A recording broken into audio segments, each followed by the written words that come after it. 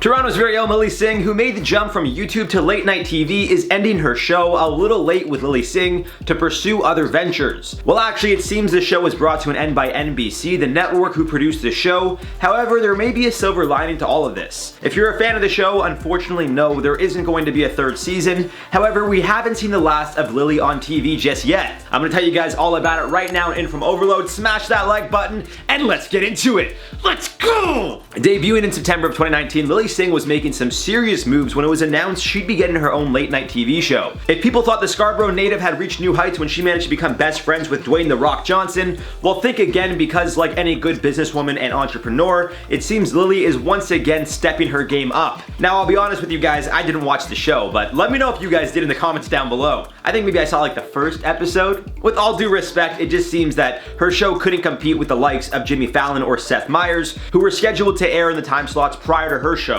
That being said, her show was on at 1:30 in the morning, so I feel that in itself is already a problem, but I mean, it's late night TV, right? Like, that's kind of the point, is it is late at night. Maybe I just go to sleep too early. I really don't know. That's why I never watched her show. I sleep at like 10 o'clock. It seems aside from the show's ratings, which honestly haven't been all that great, the struggles of adapting and continuing to film during the pandemic has also brought some troubles to the team. The show's cancellation is actually somewhat surprising, despite the shaky ratings, because it seemed her show had been renewed for a third season just a few months back. There was a clip promoting the third season, which is still available on YouTube. However, it seems not much more than that. The show's final episode is expected to air on June 3rd, and taking to Instagram, Lilly expressed her gratitude for the opportunity given to her, and also let everyone know what to expect from her in the near future. As I said, there is definitely a silver lining here, as Singh has been able to secure herself a deal with both NBC Universal and Netflix, which is like winning gold and silver at the Olympics. So I mean, good for her. Like, Netflix is like right here, and then NBC Universal is right here. I mean, I guess HBO is like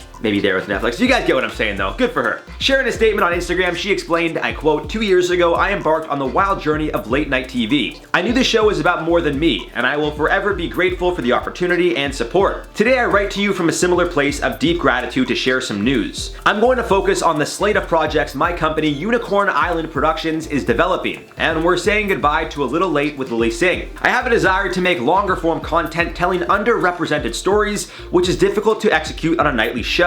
Being an advocate for young women and people all over the world, it seems Singh wants to continue breaking down barriers and proving to others that if there is no paved road, well, just pave your own. And that, my friends, is definitely admirable. Regardless if you enjoy Lilly's content or show, you can't knock the hustle." Her post continued on by explaining she's partnered with both Netflix and NBC Universal to work on 2 separate projects. I quote, "I'm thrilled to announce NBC Universal and I have taken the next step in our relationship by signing a first look deal between Universal Television Alternative Studio and Unicorn Island Productions." Very long names for companies, great. "I'm excited about bringing even more diversity to screen in an even bigger way. Aside from that project, it seems she's going to be starring in a Netflix series produced by Kenya Barris, who is most well known for the hit TV show Blackish, in which he is the creator and one of the main writers." I quote Singh's post reading, "I also get to share the news that I am developing a comedy project with the wonderful folks at Netflix. It will be executive produced by the talented Kenya Barris and his team at Calibo Inc. Society, along with writers/executive producers Nell Scovell and Dia Mishra. And your girl is starring in it." That's how she ends it. Your girl is starring in it.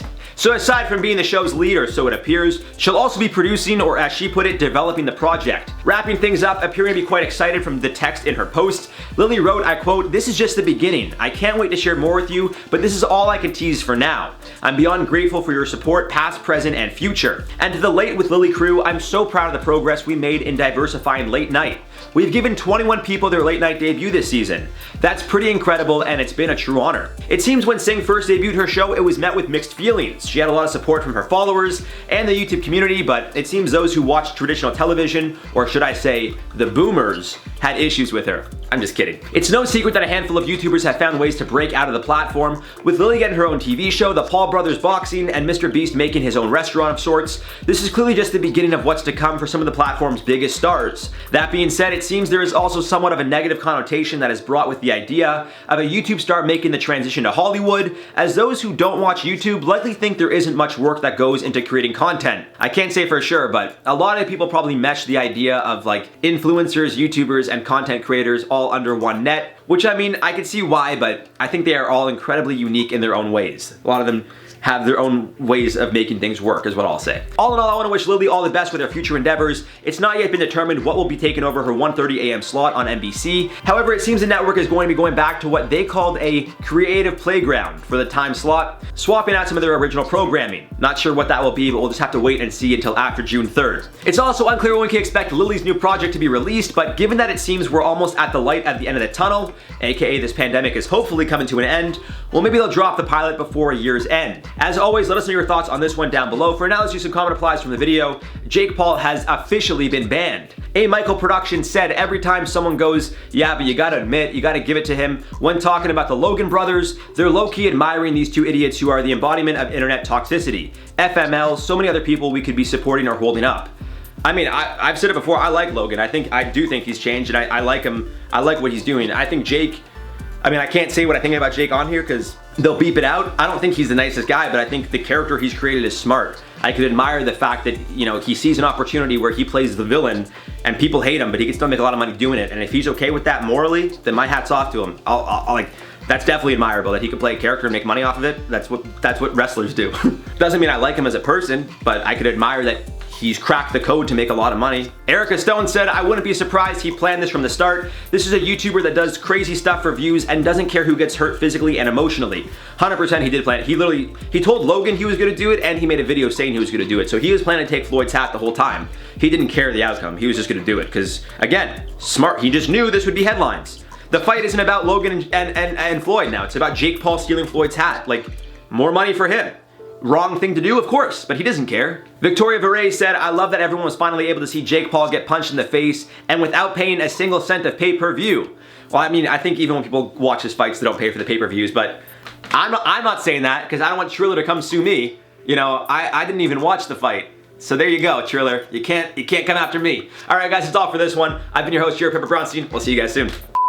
I'm talking about science and I'm jacked up, baby. It's Saturday. Ladies and gentlemen, the weekend.